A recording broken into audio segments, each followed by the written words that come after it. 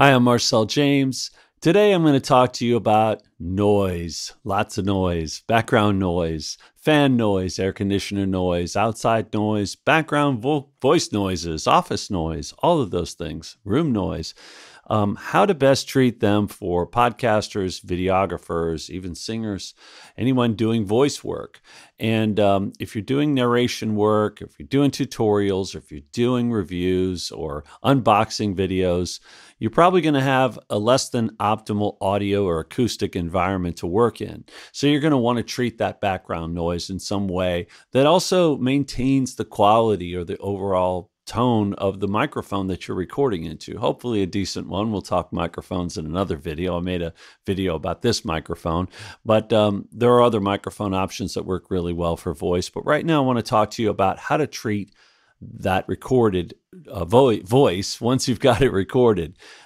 I've tried several of these throughout the years. I won't name any names, but I've tried pretty much all of the ones you can look up online for removing background noise. And I found that the RX8 Voice De-noise does the best overall job. Now, they also have a more expensive one called Spectral De-noise.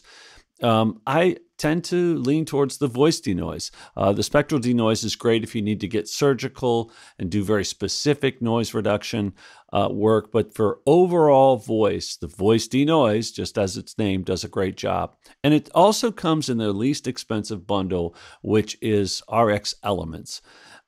Voice denoise, I also use the RX8 De-Esser, which I made a short video about recently, but I wanted to dedicate a whole review and a little more time to voice denoise to really show you and explain to you what it can do. First of all, it really is easy. It really is point and shoot, so you don't have to be intimidated by the graphs or the settings on it.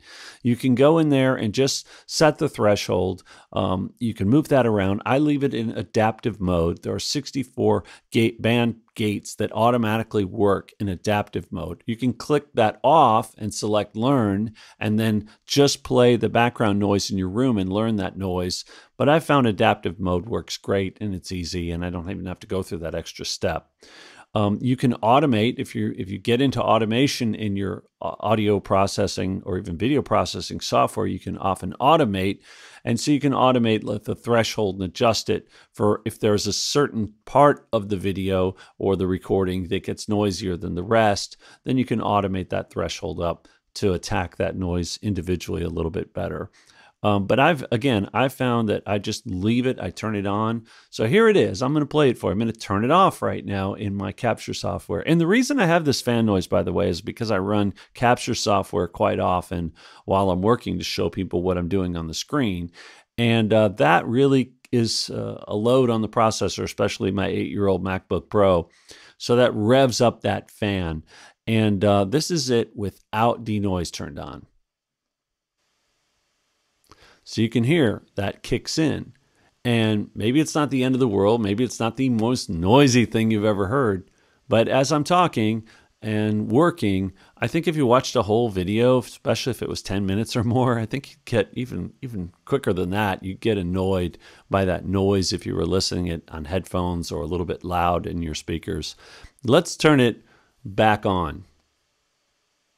So as you can see, it really wipes things out and leaves that original voice pretty well intact. There are tiny bits of artifacts when you know they're there that could easily be masked by some little bit of background music on your video. But I oftentimes don't even do that. I don't find it so obtrusive that there's just a tiny bit of artifact because the voice is mostly really well intact and it sounds still pretty decent. So that is the RX8 from Izotope Voice De-noise. There's a link in the description to an affiliate link for Sweetwater where you can find it there. They can also help answer any questions you have about integrating it into your workflow further. So check it out. Thanks for watching.